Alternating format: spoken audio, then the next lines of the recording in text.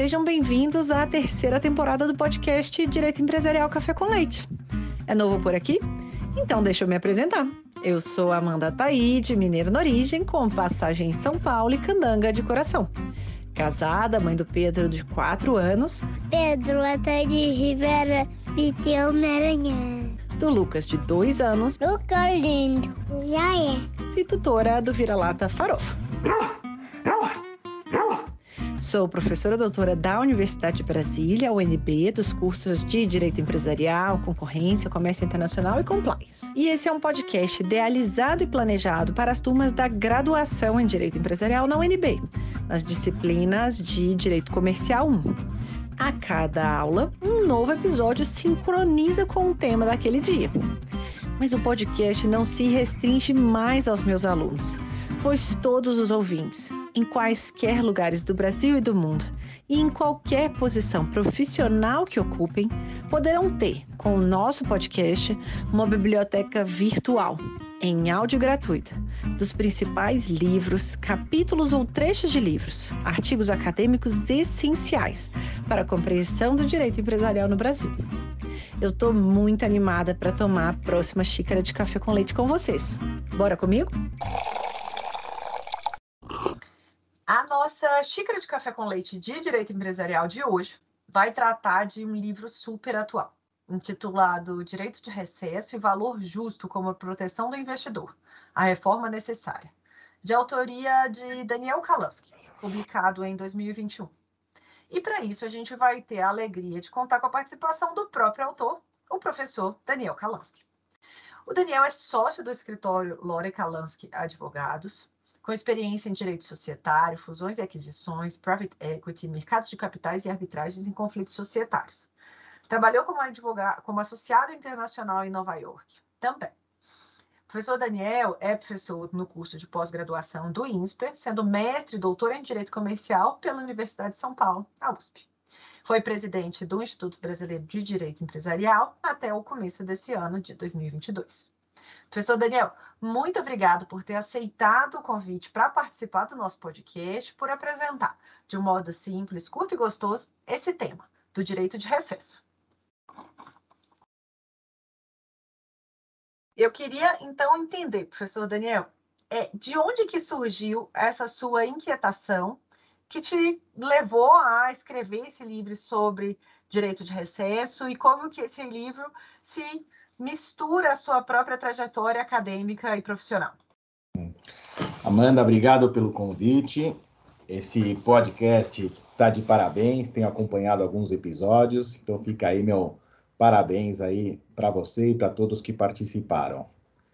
Bom, com relação ao tema do meu livro, foi fruto da minha tese de doutorado e, na verdade, até chegar a esse tema não foi tão fácil. Minha tese de doutorado, na verdade, era sobre um outro tema. Eu comecei até a escrever algumas páginas. Na verdade, o tema que eu queria fazer no doutorado era a essência sobre a forma no direito societário. Então, eu pesquisei muito, comprei livros, comecei a escrever, já tinha 40 páginas escritas. Até que chegou um momento que eu vi que não ia conseguir. O tema era muito complicado, muito aberto. Conversei várias vezes também com o professor Guerreiro para ver o que ele achava sobre o tema. E aí decidi que deveria mudar o tema. E quando eu fui mudar o tema? Na verdade, quando eu estava fazendo o doutorado, o professor Guerreiro, junto com o professor Satiro, fizeram uma viagem excelente para os alunos que estavam lá no doutorado, fazendo a matéria dele. Foi uma viagem para Nova York por uma semana lá na Universidade de Colômbia, onde foram marcadas algumas aulas com professores super importantes, muito conhecedores do direito societário e mercado de capitais. Tivemos nessa semana aula com o professor Meredith Fox e outros professores. E teve uma aula específica que eu adorei, que foi do professor Josh Mitz, lá professor de Colômbia. E ele foi justamente falar sobre como funcionava o direito de recesso nos Estados Unidos, o appraisal right. A aula foi só sobre isso e principalmente como calcular o valor e as brigas que aconteciam nos Estados Unidos. E eu me lembro que eu levantei a mão na aula e disse, olha, no Brasil nós não temos briga sobre valor de recesso, porque ninguém exerce. Porque aqui o valor de recesso, na omissão do estatuto, como são todas as empresas, é pelo valor patrimonial. E ele aí ficou muito surpreso. Como pode ser? Aqui nós temos diversas ações. Aqui não é pelo valor patrimonial nos Estados Unidos. Aqui em Delaware é pelo valor justo. E aí começamos a debater o assunto. Eu fiquei com o contato dele, conversamos bastante, li o texto que ele escreveu sobre isso. Falei, não, depois que eu voltei para o Brasil, já sei o tema que eu vou tratar no meu doutorado. Mudei o meu tema, depois de ter algumas páginas escritas, e foi justamente com base nessa aula, nessa viagem que o professor Guerreiro e o professor Sartiri organizaram, com as conversas que eu tive com o Josh Mintz, que mudei o tema e escrevi sobre justamente como funciona o direito de recesso em termos de valor, né, aqui no Brasil, e se nosso regime estava certo, não estava certo, e se nossa lei deveria ou não ser modificada. Então, daí que surgiu o tema aí do livro e do meu doutorado.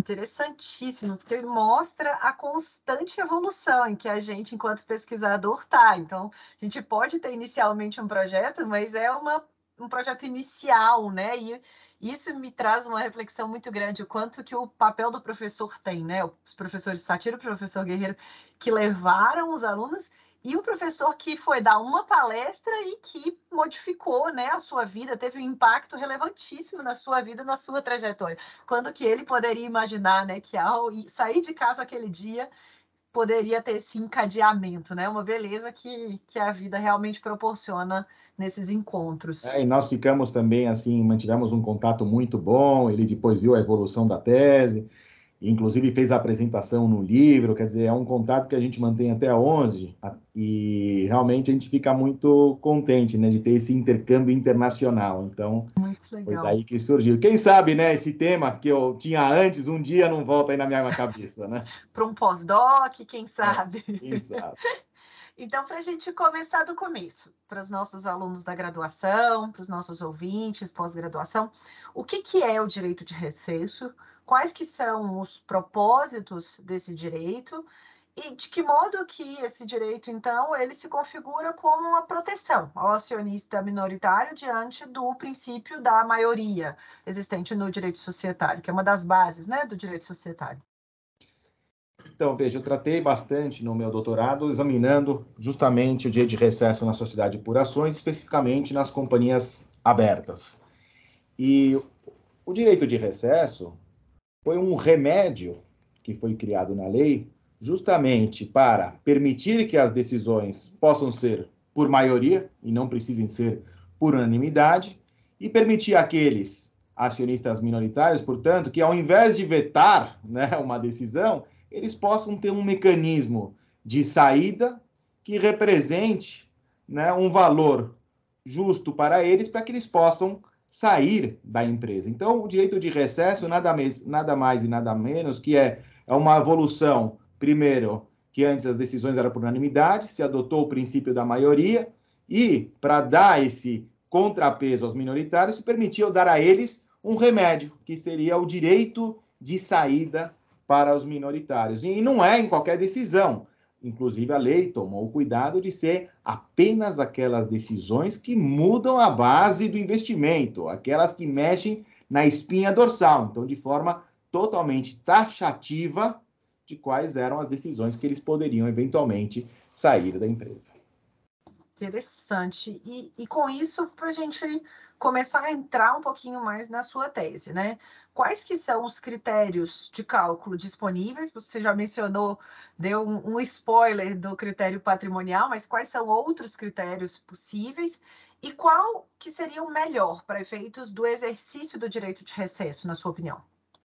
Então, o que nós temos aqui, na minha visão, e esse foi objeto da minha pesquisa acadêmica e do que eu tentei trazer de contribuição, e olhando vários sistemas, fui atrás dos Estados Unidos, da Itália, etc., foi no sentido que nós temos um remédio, que foi colocado pela lei, porém que não cura. Então, como pode ser que nós temos um remédio que não tem a sua eficiência. E por que eu digo isso? Porque o direito de recesso na lei das SAs, o valor dele é tratado no artigo 45 da lei das SAs, que, conforme doutrina majoritária, estabelece que, na omissão do estatuto, é o valor patrimonial. Então, as perguntas que me vieram na cabeça no começo foi, bom, ok, então deixou para a liberdade das partes. As partes podem prever qual vai ser o valor, pode ser o valor econômico, como que vai ser colocado no estatuto. Vamos fazer uma pesquisa de como as companhias abertas colocaram no estatuto? A maioria delas, mais de 90%, são omissas com relação a esse assunto. Bom, então se são omissas, se isso que acontece deixando para a liberdade das partes, bom, então eu tenho um recesso pelo valor patrimonial, tendo em vista que o artigo 45 estabelece que na omissão é pelo valor patrimonial. Então, chego à conclusão que não adianta eu deixar na liberdade das partes, porque o minoritário não vai ter nenhuma proteção. Ele vai ter um remédio, toda uma discussão sobre quais são as hipóteses taxativas e toda uma discussão de recesso, etc.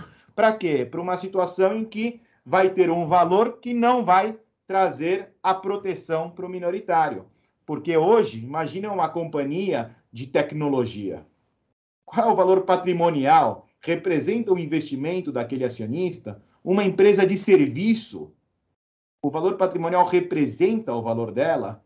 Então, a minha conclusão foi no sentido de que o sistema da nossa lei não funciona para os perfis de empresa que nós temos. E outra constatação foi que não adianta deixar para a liberdade das partes, porque uma pesquisa mais aprofundada vai mostrar que todos os estatutos vão deixar este valor omisso na questão do estatuto social. Então, essa foi minha conclusão inicial. E aí você foi fazer essa busca pela análise comparada, né? Você foi para o direito americano, para o direito italiano. Como que você viu que é realizado esse cálculo do valor do reembolso nas outras jurisdições? Então, o primeiro ponto é, bom, eu também não quero que me chamem de louco, né? No final das contas, depois de tantos anos, nunca ninguém falou nada sobre isso. Vem aqui alguém falar que, bom, devemos mudar a lei porque não podemos deixar que na omissão seja o valor patrimonial. Ao contrário, hoje deixa para a liberdade das partes. Cabe àquele acionista minoritário que entre na empresa em que dê a proteção no que ele entende pertinente. Então, eu disse, bom, vamos entender outras jurisdições, porque, de repente, bom, eu tô louco mesmo, né? E fui ver outras jurisdições. Comecei por Delaware. Comecei olhando bem os Estados Unidos. E aí fiz uma pesquisa muito aprofundada, porque eu olhei não só a doutrina de lá, como todas as discussões que nós tivemos dos principais cases que foram discutidos no Tribunal de Delaware e na Suprema Corte de Delaware. E lá a situação não tem como deixar a livre-arbítrio das partes. É o valor justo. Tem que ser o valor que representa realmente quanto vale a companhia, o mais fiel do que possa representar o valor econômico dela. E aí o que aconteceu? Por que tem tantos cases nos Estados Unidos interessantes sobre isso? Porque aí entra uma discussão do que é o valor justo. Porque, às vezes, o valor que era oferecido, os minoritários entendiam que, esse não é o valor justo. E começava uma briga. Olha, você usou cotação de mercado, mas, na verdade, deveria usar o valor de fluxo de caixa descontado, o valor de fluxo descontado dá mais. Então, começou uma discussão de vários cases lá nos Estados Unidos sobre qual seria o valor justo. Mas a premissa é valor justo. Não pode ser que alguém que vai exercer o recesso vai receber um valor que não representa o quanto vale a companhia. E fui ver, bom, isso olhamos nos Estados Unidos, mas deixa eu olhar outro país. E fui olhar na Itália. Na Itália é um pouco diferente. Quando eu fui examinar as companhias abertas lá tem uma vantagem e uma desvantagem. Qual é a vantagem que tem lá? Para não entrar numa discussão do que é o valor justo, a Itália colocou o seguinte, a legislação de lá, que para companhias abertas, eu vou olhar a cotação de mercado dos 6 meses anteriores. Vou olhar a média dos 6 meses anteriores. Então, você chega no número objetivo que não teria discussão. Esse seria o piso do recesso. Não pode ser menor do que esse valor. Então, não teria uma discussão, uma briga judicial sobre o que é o valor justo ou não. Só que, ao mesmo tempo, como desvantagem, o que eu tenho aqui de problema? Que, às vezes, alguém pode anunciar uma operação que dá em recesso justamente no momento em que está em baixa a cotação das ações. Então, ou pode ser que uma companhia que não tenha tanta liquidez naquele momento, né? Que não tenha tanto trading, não seja acompanhada por tantos analistas. Então, será que para aquela companhia realmente a cotação de mercado naquela operação específica que ensejou o recesso era o mais apropriado? Mas, pelo menos, por outro lado, você evita discussões judiciais sobre qual que é o valor, porque aí já está bem explícito que é o de cotação a mercado. Então, esses dois sistemas foram que me chamaram muito a atenção para comprovar um pouco do que eu estava dizendo, que não pode ser que, vamos deixar para livre-arbítrio das partes, e 2, não vamos proteger os minoritários. Ele vai receber, se for omisso, apenas o valor patrimonial, eventualmente até numa empresa de tecnologia. Então, isso foi um pouco da minha pesquisa lá no direito comparado. Interessante. E diante desse panorama internacional, como que acontece atualmente, né, esse reembolso no Brasil? Você já mencionou que a gente tem a regra, né, do valor patrimonial, mas como que funciona essa implementação e qual que é a sua proposta de modificação, entendendo aí qual que foi de fato a sua tese, a sua grande proposta aí no doutorado? Então, aqui a doutrina majoritária é no sentido que na omissão é o valor patrimonial. E por que eu digo a doutrina majoritária? Porque quando você lê o artigo 45, pode dar margem a entender que na omissão não seria o valor patrimonial, porque o artigo não é um artigo simples na sua leitura. Mas quando você olha um pouco da evolução histórica, é que você chega nessa conclusão. Mas se você vai ler à primeira vista o artigo 45, não é automática essa conclusão de que na omissão é o patrimonial. Mas quando você lê toda a doutrina, né, os principais autores, todos entendem que é o valor patrimonial. Até que quando você pode fazer um teste aí você mesmo, se vai olhar os fatos relevantes que são anunciados nas grandes operações societárias, todos estão escritos, de acordo com o artigo 45, como o Estatuto é omisso, é o valor patrimonial. Pode fazer um teste dos fatos relevantes. Então, hoje, os usos e costumes e a doutrina majoritária no sentido de que é o valor patrimonial no caso de omissão do Estatuto Social. Mas tivemos um caso muito interessante que foi parar no STJ, muito interessante, em que houve um entendimento, primeiro do Tribunal do Rio de Janeiro e depois confirmado no STJ, de que na omissão não seria o valor patrimonial. Entenderam que isso iria ferir com os princípios da igualdade e outros do enriquecimento sem causa e outros princípios mais e, portanto, entenderam naquele caso específico, tratava-se de uma incorporação, que o minoritário teria direito ao valor justo. Então, isso foi uma quebra de paradigma, um leading case que aconteceu confirmado pelo STJ, que demonstra algumas coisas. Primeiro, que esta doutrina majoritária, olha, não é bem assim, já temos uma decisão do STJ. Segundo, que a legislação não é tão clara, aquele artigo 45 não é tão clara, porque senão, como o STJ decidiu que seria pelo valor justo.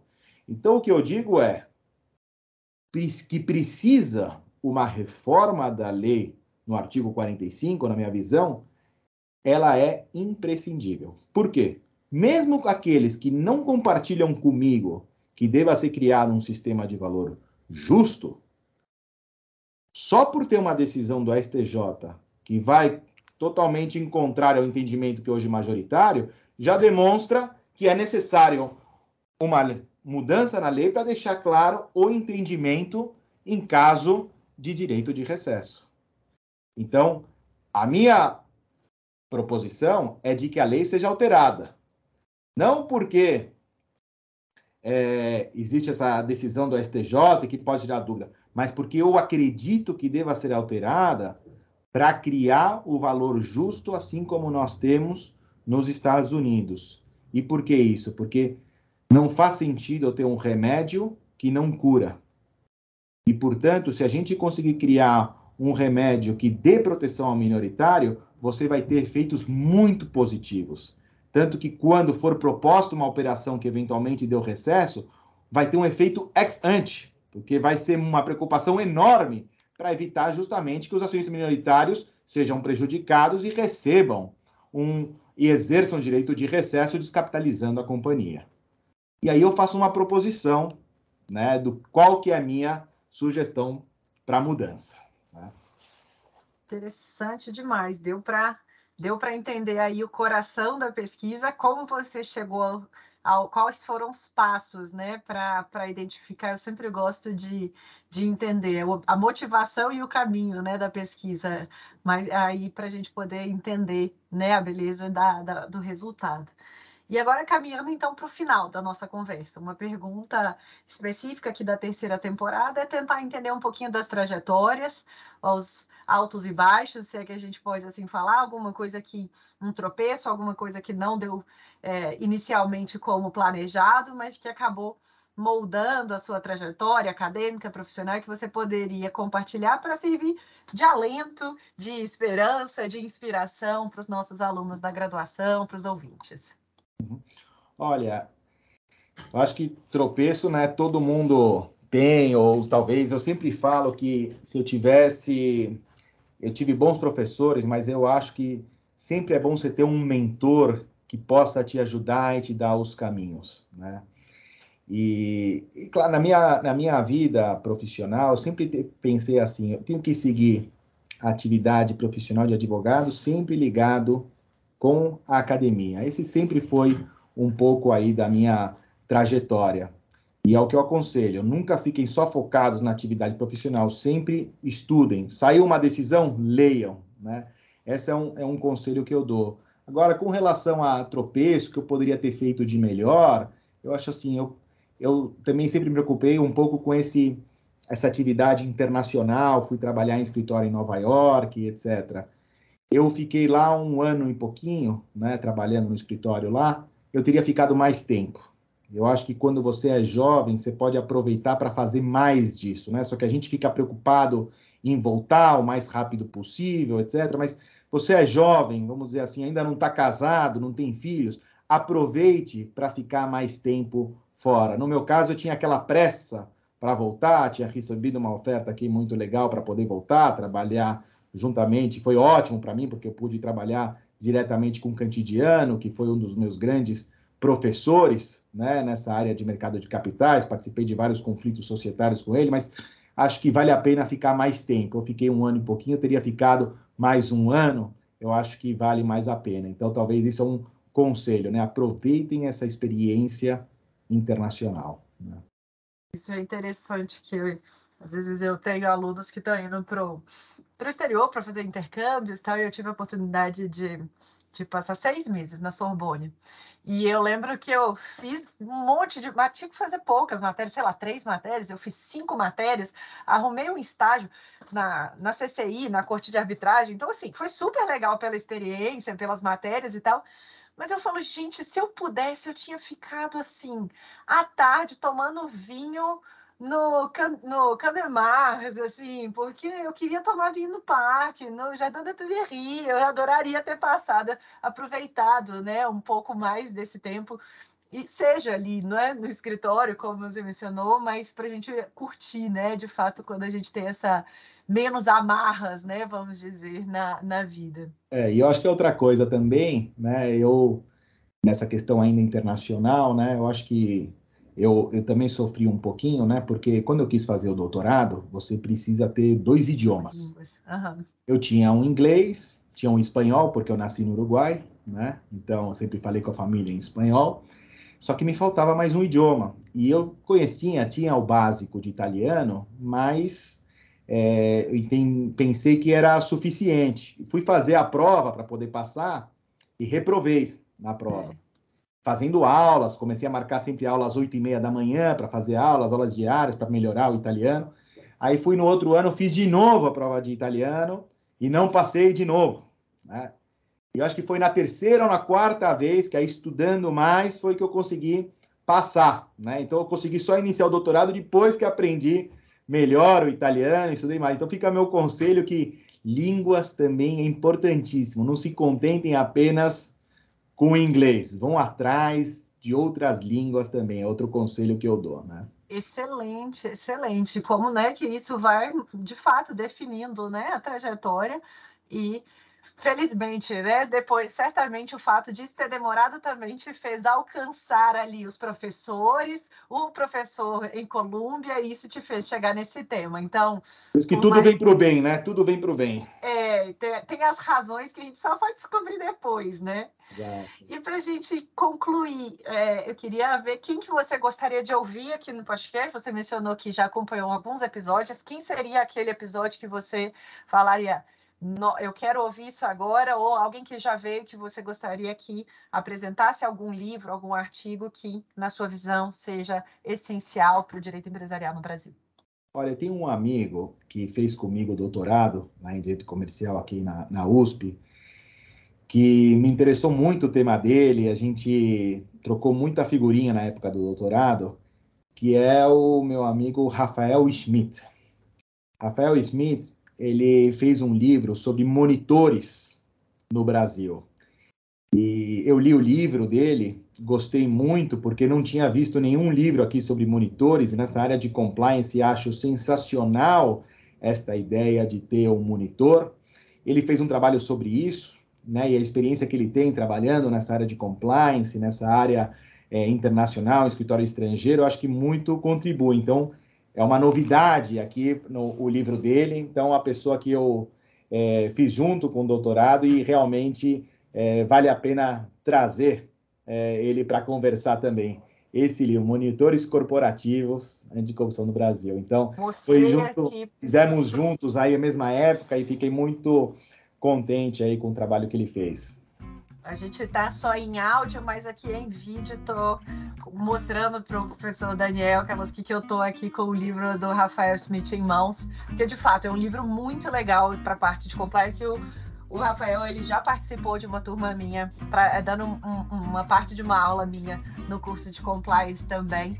Então, vai ser excelente recomendação, vai ser uma alegria tê-lo aqui também na próxima temporada. Eu acho que com isso a gente conclui, então, a nossa conversa, a nossa xícara de café com leite muito boa, muito interessante sobre esse tema que é novo, né, trazido agora pela sua tese de doutorado. Parabéns pela tese, parabéns pela publicação, obrigada pela sua presença, espero que até a próxima. Ótimo, obrigado e parabéns aqui pelo podcast, a gente te acompanha por aqui. Obrigado. Obrigada. Tchau, tchau.